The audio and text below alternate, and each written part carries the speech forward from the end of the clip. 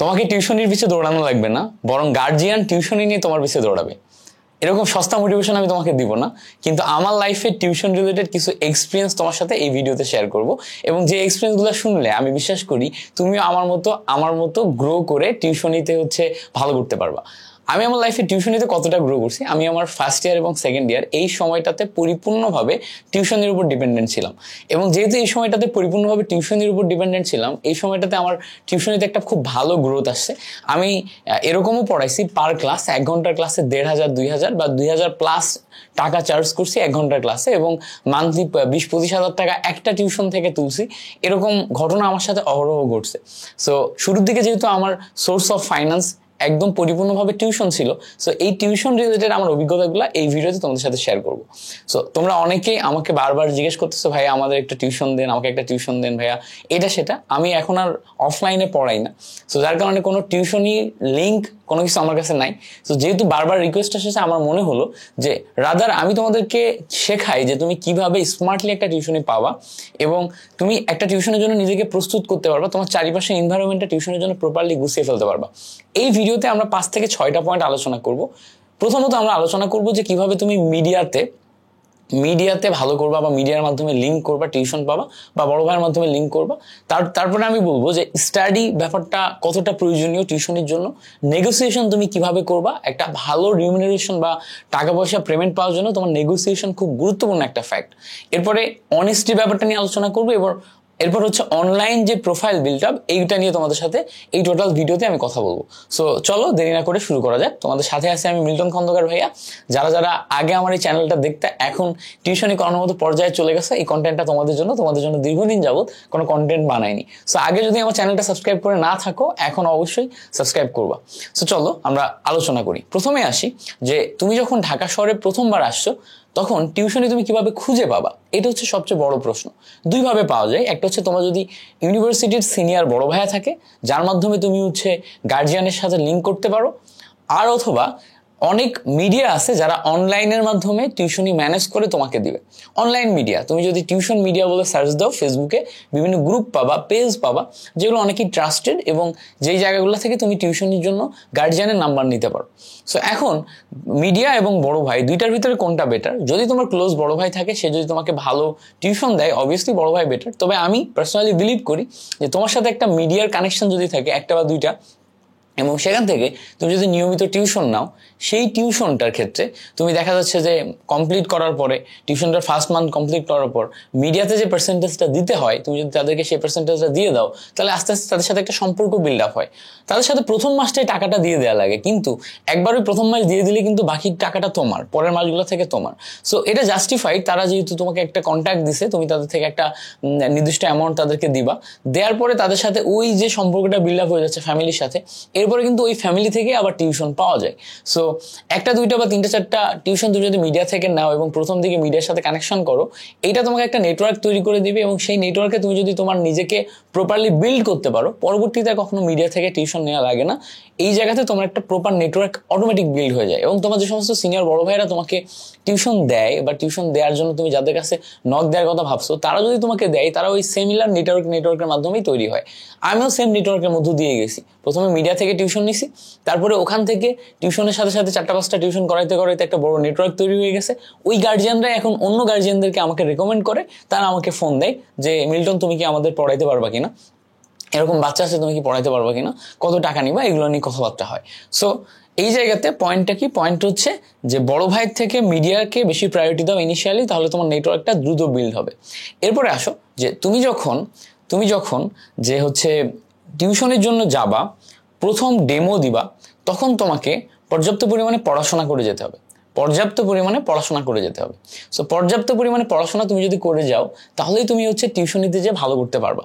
এখন ধরো টপিক সম্পর্কে তোমার নলেজ নাই, তুমি যদি ভালো না পড়াও, তাহলে কি তোমার টিউশনটা টিকবে, বা গার্জিয়ান তোমাকে নিবে না? কারণ তোমার ভালো পড়ানোর কোনো বিকল্প নেই। তুমি যত ভালো পড়াবা, তোমার নাম তত ছড়াবে, তুমি ভালো টিচার হিসেবে তত পরিচয় পাবা। এখন ভালো পড়ানোর জন্য কিছু টিপস অ্যান্ড ট্রিক্স আছে, যেগুলো তোমাকে ফলো করতে হবে। কি টিপস অ্যান্ড ট্রিক্স? প্রথমত আসি, যখন তুমি একটা স্টুডেন্টকে পড়াইতে যাবা, যে তুমি যদি চিন্তা করো যে তাকে তুমি অনেক কঠিন টপিক শিখিয়ে চলে আসবা, আর কঠিন টপিক তুমি শেখাচ্ছ, এইটা দেখে সে তোমার টিউশনটা কনফার্ম করে দিবে, স্টুডেন্ট ফিদা হয়ে যাবে, গার্জিয়ান ফিদা হয়ে যাবে, এটা খুবই রং এবং ভুল ধারণা। গার্জিয়ান, স্টুডেন্ট কেউই তুমি যেই টপিক পড়াচ্ছ সেই টপিক সম্পর্কে জানে না, ওই টপিকে একমাত্র তুমি এক্সপার্ট। সো যেহেতু সে ওই টপিক সম্পর্কে জানে না, তুমি যদি বিশ্বাস করো বা তোমার মনে যদি এরকম ফিলিংস আসে যে আমি কঠিন টপিক পড়ালে সে আমাকে সিলেক্ট করবে, এটা রং ধারণা। তুমি ওই জায়গাতে যে স্টুডেন্টকে প্রথমে কিছু স্ট্র্যাটেজিক কোশ্চেন করো, তোমার কোন টপিক ভালো লাগে, তুমি কোন সাবজেক্টে বেশি স্ট্রং, কি কি তুমি পড়ছো, তুমি কিভাবে পড়ো, এই টাইপের কিছু কমন কোশ্চেন করলে দেখবা স্টুডেন্ট নিজে থেকেই বলতেছে যে কোন টপিকে সে স্ট্রং, কি কি সে বুঝে, কি কি সে পারে, কিভাবে সে পড়ে। তখন তুমি আইডেন্টিফাই করে তুমি ভালো পারো এবং সে ভালো পারে বা সে বুঝবে এরকম একটা কন্টেক্সচুয়াল টপিক বের করো, যেটাতে তুমি যখন বুঝাবা, তুমি যখন ওকে পড়াবা বুঝাবা, ও যেন প্রথম ক্লাসেই তোমার পড়ানোটা বুঝে। এখন ওর যদি ব্যাকগ্রাউন্ড তৈরি না থাকে, তুমি ব্যাকগ্রাউন্ড তৈরি করে ওকে বুঝাইতে পারবা না। ও ধরো কোন একটা সংজ্ঞা জানেই না। এখন ধরো আমি তোমাকে ইন্টারমিডিয়েট উদাহরণ দিই, একজন মানুষ সমানতা কি জানেই না, সমানতার প্রকারভেদ সম্পর্কে তার কোনো আইডিয়াই নেই। সো ওকে যদি তুমি একদম সমানতা 0 থেকে শুরু করতে চাও তাহলে তো হবে না। এবার ধরো একজন মানুষ 9-10 কাজ ক্ষমতা শক্তি সম্পর্কে পড়াশোনা করে আসে, তার একটা বেসিক আছে। তুমি যদি এখন তাকে কাজ ক্ষমতা শক্তি পড়াও তাহলে সে কিন্তু ওইটা ভালো বুঝবে। তুমি যদি তাকে অভিকর্ষ মহাকর্ষ পড়াও সে ভালো বুঝবে। সো এমন টপিক চুজ করো যেটার বেসিক আগে থেকে ওর কিছুটা আছে, যেটার সাথে তোমার পড়ানোর স্টাইল ম্যাচ করবে। তাহলে কি যেটা হবে যে তুমি স্টুডেন্টকে পড়িয়ে ফিদা করে ফেলতে পারবা। আর স্টুডেন্ট যদি ফিদা হয়ে যায় তাহলে সে গার্জিয়ানকে বলবে যে ভাইয়া ভালো পড়ায়, ভাইয়ার পড়ানোর স্টাইল অনেক ভালো, ভাইয়ের কথাবার্তা অনেক ভালো, ভাইয়াকে আমার লাগবে। তখন তোমার একটা পয়েন্ট আসে যে গার্জিয়ানের সাথে তুমি নেগোসিয়েশন করতে পারবা। এই জায়গাতে আসি, নেগোসিয়েশনের ক্ষেত্রে তুমি যখন ফার্স্ট ডেমোর কথা হয় তখনই কিন্তু গার্জিয়ান বলে যে টাকা এত না এত, হ্যাঁ, অনেকে তখনই ফিক্স করে ফেলে, ফলে ওইটা বাড়ানোর সুযোগ থাকে না। আমি আমার ক্ষেত্রে কখনোই গার্জিয়ানের সাথে শুরুতেই কথা বলিনি যে এত না এত। আমি বলছি আমি আগে পড়াই, প্রথম ডেমোটা নেই, আমি কেমন পড়াই সেটা দেখবেন, তারপরে আপনি আমার সাথে টাকা নিয়ে কথা বলবেন। এবার আমি যেটা করি যে তাকে পড়াই আসি, একটা ক্লাস করাই আসি, করানোর পরে যদি স্টুডেন্ট আমার ক্লাসের প্রতি ফিদা হয়ে যায়, গার্জিয়ানের কাছে ভালো রিভিউ যায়, গার্জিয়ানও যদি আমাকে পছন্দ করে, তখন বাসায় এসে যখন আমি ফোনে কথা বলি, ম্যাক্সিমাম ক্ষেত্রে আমি বাসায় এসে ফোনে কথা বলি, আমি ওই ক্লাসে ওখানে বসে পরে টাকা পয়সা নিয়ে কথাবার্তা বলি না। তো বাসায় এসে যখন ফোনে কথা বলি তখন তারা যদি 6,000 বলে আমি 10,000 বলি, তারা যদি 8,000 বলে আমি 12,000 বলি, তারা যদি 10,000 বলে আমি 14,000 বলি। এরকম বলে তাদেরকে আমি কনভিন্স করার ট্রাই করি। সো যখন আমি কনভিন্স করার ট্রাই করি, তাদের যদি বাজেটের বাইরে চলে যায় তাহলে তারা রেসপন্স করে না, ঠিক আছে। আর যদি তোমাকে খুব পছন্দ হয় তাহলে তারা খুব জোরাজুরি করে যে বাবা আমার টাকা পয়সা এরকম সমস্যা এই সেই, এবং তারা ওই অনুযায়ী তোমাকে কনভিন্স করার ট্রাই করে। তুমি যদি নরম হও, তোমার যদি ফ্যামিলি ভালো লাগে, তাহলে তুমি রাজি হবা কি হবা না সেটা তোমার ব্যাপার।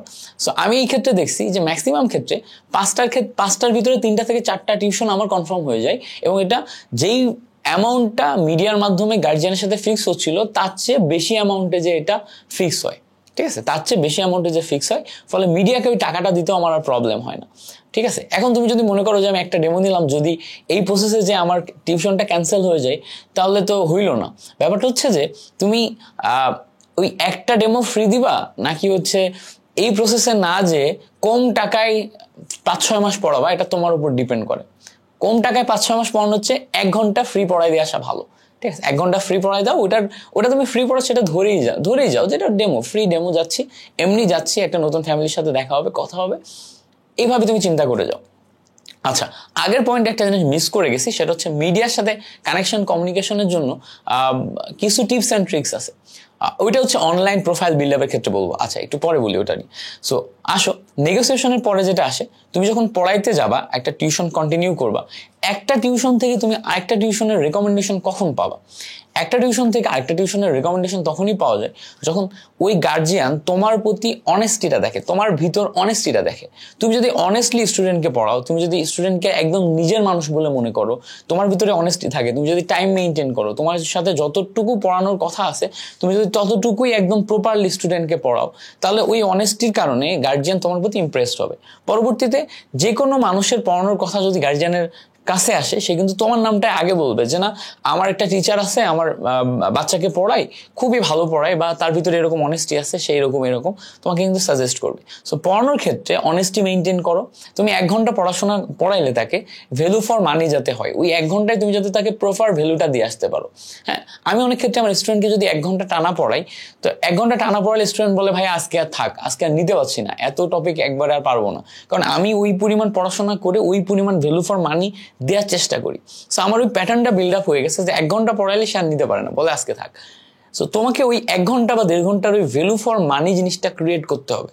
ভ্যালু ফর মানি জিনিসটা যদি ক্রিয়েট করতে পারো, দেন তুমি হচ্ছে যে ওই অনেস্টির সাথে আগাইলে তুমি বারবার রেকমেন্ডেশন পাবে। এখন অনেস্টির ক্ষেত্রে কয়েকটা ব্যাপার, তুমি যখন একটা স্টুডেন্টকে পড়াইতে যাবা তুমি কখনো ওই ফ্যামিলির সাথে কোনো বেয়াদবি করবা না, স্টুডেন্টের সাথে বিনয়ের সাথে কথা বলবা। স্টুডেন্ট যদি একটু অ্যাগ্রেসিভও হয় তার সাথে তুমি খুব বিনয়ের সাথে কথাবার্তা বলে তাকে তুমি মেনটেন করার ট্রাই করবা। যদি খুব বেশি মানে কি বলে খুব বেশি খারাপ মনে হয় স্টুডেন্টের আচার ব্যবহার, ফ্যামিলি আচার ব্যবহার, তাহলে তুমি কন্টিনিউই করবা না। কিন্তু কখনোই তোমার আচার ব্যবহারের জন্য কোনো কিছু খারাপ না আসে এটা তুমি মেনটেন করবা, তাহলে তোমার প্রোফাইলটা ভালো মেনটেন হবে এবং তুমি বারবার রেকমেন্ডেশন পাবা। এজন্য অনেস্টি ব্যাপারটা খুবই দরকার। আরেকটা জিনিস, স্টুডেন্টের সাথে রিলেশনশিপের যে ব্যাপারটা আছে, মেয়ে বা ছেলে স্টুডেন্ট যেটাই হোক, সো ওই জায়গাতে ওই যে রিলেশনশিপের যে ব্যাপারটা ওইটা মেনটেন করতে হবে।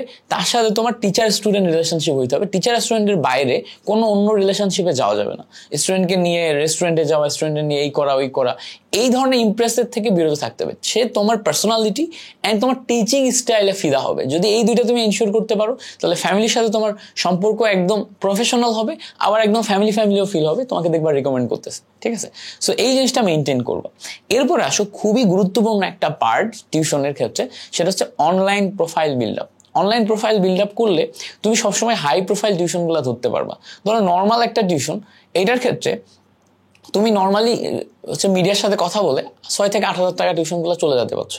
বাট যখনই তুমি 10,000, 15,000, 20,000 টিউশনে যাবা, একটা ফ্যামিলিতে যাবা যারা খুবই হাই প্রোফাইল, কোনো বড় ডাক্তার বা বড় ইঞ্জিনিয়ার বা বড় হচ্ছে যে সেক্রেটারি, সরকারি চাকরিজীবী, যারা খুবই হাই প্রোফাইল ঢাকা শহরে, তাদের বাসায় তুমি যদি পৌঁছাইতে যাও ইংলিশ ভার্সনের বা ইংলিশ মিডিয়ামের স্টুডেন্ট, তাহলে তোমার একটা অনলাইন প্রোফাইল লাগবে। কারণ ওই গার্জিয়ানগুলা তোমাকে অনলাইন আগে জাজ করে, তোমার সম্পর্কে খোঁজ খবর নেওয়ার চেষ্টা করে। তার বাড়িতে ইনভাইট করার আগে, যেহেতু তার বাড়ির এনভায়রনমেন্ট অনেক হাই প্রোফাইল, হ্যাঁ, সে জায়গাতে তোমাকে ইনভাইট করার আগে তোমাকে জাজ করতে চায়। সো আমি যখন আমার অনলাইন প্রোফাইলটা বিল্ড আপ করতে পারছি, তখন দেখছি যে আমার এই টাইপের হাই প্রোফাইল টিউশনগুলো অটোমেটিক আসা শুরু হয়েছে। হ্যাঁ, বড় ডাক্তারের ছেলে মেয়ে, বড় হচ্ছে যে আমি একজন অ্যাডিশনাল সেক্রেটারির হচ্ছে ছেলে মেয়ে পড়াইছি, একজন খুব বড় মানে ডাক্তারের ছেলে মেয়ে পড়াইছি, তারপরে একজন সিএস ছেলে মেয়ে পড়াইছি। সো এই যে বড় বড় হাই প্রোফাইল মানুষজন যাদের মান্থলি 3 লাখ 4 লাখ 5 লাখ টাকা ইনকাম, এই ধরনের ফ্যামিলিতে তুমি যদি ঢুকতে চাও, তো সেই ক্ষেত্রে তোমার প্রোফাইলটা বিল্ড আপ করতে হবে। এখন প্রোফাইল বিল্ড আপ কিরকম, তুমি ধরো তোমার যে ফেসবুকের প্রোফাইলে তোমার খুব চমৎকার স্মার্ট একটা ছবি দিবা। তুমি আমার ফেসবুক প্রোফাইলটাতে যাবা, দেখবা ওখানে আমি যে ছবিটা দিছি খুবই প্রফেশনাল একটা ছবি দিছি, যেটাতে পজিটিভিটি ছড়ায়। হ্যাঁ, সো একটা খুব চমৎকার ক্যামেরা দিয়ে তোলা ক্লিয়ার স্মার্ট একটা ছবি দিবা, যেটা হচ্ছে চোখে লাগে এবং ফুটে এবং তোমাকে স্মার্ট লাগে, তোমাকে হচ্ছে যে কনফিডেন্ট লাগে, তোমার প্রতি দেখে একটা অ্যাফেকশন আসে। হ্যাঁ, এখন তুমি যেমনই দেখতে হও, তোমার নিজের প্রতি যদি একটা পজিটিভিটি থাকে, তোমার নিজের ওই সৌন্দর্যটাই ফুটে উঠবে। তোমার নিজের হাসির ভিতরে একটা পজিটিভিটি আছে, ওটাকে তোমাকে খুঁজে বের করতে হবে। আয়নার সামনে দাঁড়িয়ে, আয়নার সামনে নিজেকে বারবার রিপ্রেজেন্ট করে, আয়নার সামনে কথা বলে, সো ওই জায়গাটাকে তুমি যদি টাচ করতে পারো, দেখবা যে একটা পর্যায়ে যে তুমি তোমার প্রোফাইলটাকে ওইভাবে সাজিয়ে ফেলতে পারছো। এরপরে তুমি যদি অনলাইনে কিছু টিচিং ভিডিও তৈরি করতে পারো, ধরো কারো স্টুডিওতে যে বাসায় বা কোনো একটা ক্যামেরা দিয়ে 2-3টা অনলাইন টিচিং ভিডিও তুমি বানাইলা, সেই ভিডিওটা এডিট করলা, করে সেই ভিডিওটা তোমার ফেসবুক প্রোফাইল থেকে পোস্ট করলা, করার পরে ওইটাকে তুমি তোমার প্রোফাইলে পিন করে রাখলা। সো যে কোনো মানুষ তোমার প্রোফাইলে ঢুকলেই ওই ভিডিওটা যেন সে দেখতে পায়, ওই ভিডিওটা দেখে সে জাজ করবে যে তুমি কেমন পড়ো। বা তোমার একটা ইউটিউব চ্যানেল থাকলো, সেখানে 8টা-10টা ভিডিও বানিয়ে রাখলা, সেই ভিডিওগুলা যদি কোনো মিডিয়া লাগে, মিডিয়ার সাথে তুমি নেগোশিয়েট করো, সেই মিডিয়াতে তুমি সেন্ড করলা। যেমন দেখো অনেকে মিডিয়াতে বারবার মেসেজ দিয়ে রেসপন্স পায় না। সো তোমার ফেসবুক প্রোফাইল যদি এত বেশি খ্যাত থাকে যে তোমাকে দেখেই মনে হয় যে তুমি এই গার্জিয়ান সামলাইতে পারবো না, জীবনেও মিডিয়া রেসপন্স করবে না। সো ওই ক্ষেত্রে কি করা লাগবে, ওই ক্ষেত্রে তোমাকে আগে স্মার্ট হওয়া লাগবে। তোমার ওই ফেসবুক প্রোফাইলটা তোমার হচ্ছে যে সুন্দর করে বিল্ড আপ করা লাগবে। যেমন ফার্স্ট ইয়াররা একটা ভুল করে যে তারা গ্রাম থেকে আসছে, এসে প্রথমেই বলবে যে ভাইয়া আমি আসসালামু আলাইকুম, আমি গ্রাম থেকে আসছি, আমার এরকম টিউশন খুব দরকার, টাকা পয়সার এরকম সমস্যা, আমি ঢাকা শহরে চলতে পারছি না, আমাকে একটা টিউশন দেন। তুমি প্রথমেই তাকে ছোট করে ফেললা। তুমি 10টা নক দিবা, 10টা নকে তুমি জাস্ট নিজের পরিচয় দিবা 2 লাইনে যে আসসালামু আলাইকুম ভাইয়া, আমি মিল্টন খন্দকার, আমি হচ্ছে বুটেক্স থেকে, আমি ফার্স্ট ইয়ারে পড়ি, I am confident enough to teach this tuition, বা I am confident enough to get over this tuition, please respond if it is available now. 2-3 লাইনের ভিতর তোমার এই কনফিডেন্সটা দিতে হবে। তুমি এটার প্রতি ডেসপারেট যদি শো করো, ও তোমাকে দিবে না। বাট তুমি যদি কনফিডেন্ট শো করো, ও মাস্ট রিপ্লে করবে। সো তোমাকে 2-3 লাইনে 8টা-10টা মানে 8টা-10টা রিপ্লে করো, 8টা-10টা মেসেজ করো, দেখো 3টা-4টা তুমি রিপ্লে পাবাই। ওই 3টা-4টাই তোমার হচ্ছে যে নেগোশিয়েট করলে 1টা-2টা তোমার কনফার্ম হয়ে যাবে, ঠিক আছে? সো এই জায়গাতে তোমাকে হতে হবে স্মার্ট।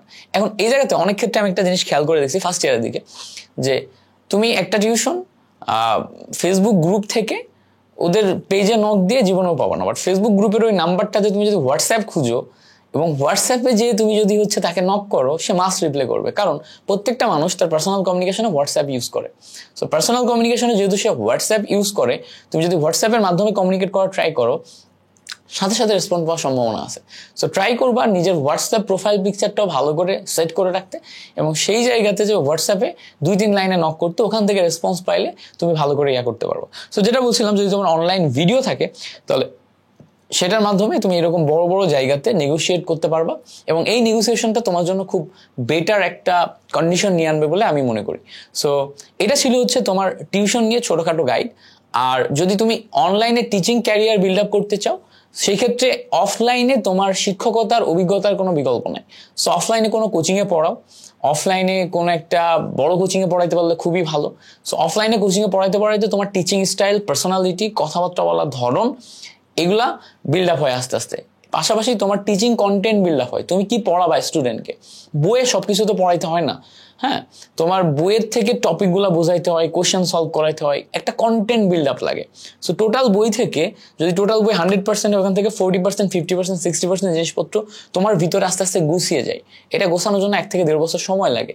এই সময়টা তুমি অনলাইনে জোড়াজুড়ি করে ঢোকার চেষ্টা করলেও ঢুকতে পারবে না, কারণ অনলাইন টিচার এত বেশি এখন, মানে অনলাইন মার্কেটটা এত বেশি এখন বড় হয়ে গেছে যে বড় বড় টিচার তৈরি হয়ে গেছে, যাদের কাছে এখন সব সরঞ্জাম আছে। সো তোমাকে যদি এই জায়গাতে আসতে হয়, প্রথমে অফলাইনে এক্সপিরিয়েন্স হইতে হবে, তোমার একটা ফেস ভ্যালু ক্রিয়েট করতে হবে, দেন তুমি এই অনলাইন মার্কেটটাকে পেনিট্রেট করতে পারবো।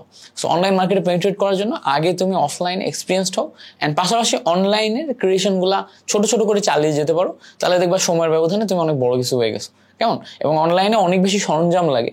সো এই সরঞ্জামগুলা কেনার যে মানি, এইটাও কিন্তু তুমি অফলাইনে টিউশন করে বা অফলাইনে কোচিং সেন্টারে পড়িয়ে এই জায়গাগুলো থেকে ম্যানেজ করতে পারো। আমি আমার টোটাল ফার্স্টের দিকে বিল্ড আপগুলো করছি সব অফলাইনে পড়িয়ে, উদ্ভাসে পড়িয়ে, ওখান থেকে টাকা ইনকাম করে, সেই টাকা দিয়ে। আমার নিজের যে ক্যামেরাটা আছে, এই ক্যামেরাটা টোটালি আমি উদ্ভাসে পড়িয়ে সেখান থেকে ইনকাম করা টাকা দিয়ে কেনা। So that's it. আশা করি এই ভিডিওটা তোমাদের জন্য হেল্পফুল ছিল। যদি ভিডিওটা হেল্পফুল হয়, তাহলে তোমার ফ্রেন্ড সার্কেল এবং অন্যান্য সার্কেলের ভিতরে ছড়িয়ে দাও। তোমার সাথে পরবর্তী কোনো একটি ভিডিওতে দেখা হবে। ততক্ষণ পর্যন্ত ভালো থাকবা, সুস্থ থাকবা, ভাইয়ের জন্য দোয়া করবা, চ্যানেলে অবশ্যই সাবস্ক্রাইব করবা। Thank you so much for watching this video. আসসালামু আলাইকুম।